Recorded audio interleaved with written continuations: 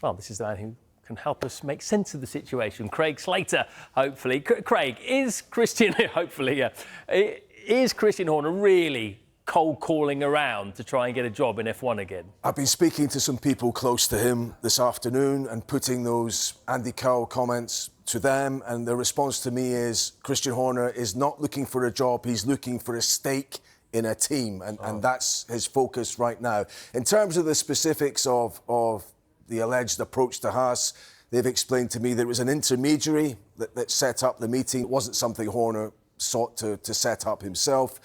In terms of Aston Martin, Christian Horner is a personal friend of Lawrence Stroll, and I understand he was a guest at Lawrence Stroll's house in the aftermath of his departure from Red Bull, or at least at the end of his time as the operational boss there before he had his severance. It doesn't look like that's going to come to anything.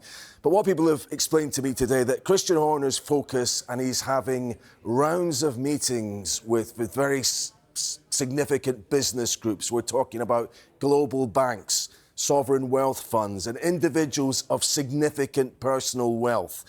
And it's the business side of his F1 return which he is looking at the moment to see what is the best commercial platform he can put together or be part of, which will enable him to rejoin the fray, not just as a team principal. I don't think he wants to be the team principal of Haas or Aston Martin, but as a co-owner of a team.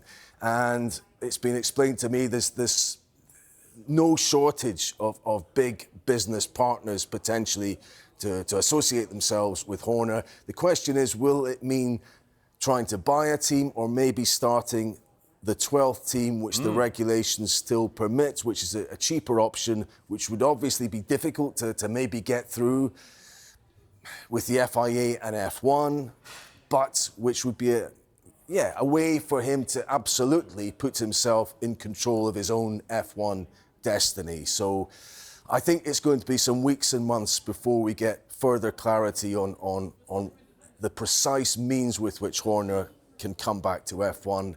But at the moment, he's very much focused on the money side of things and getting the right business platform in place, as it's been explained to me, to enable him to be a big player in the sport, not just an employee.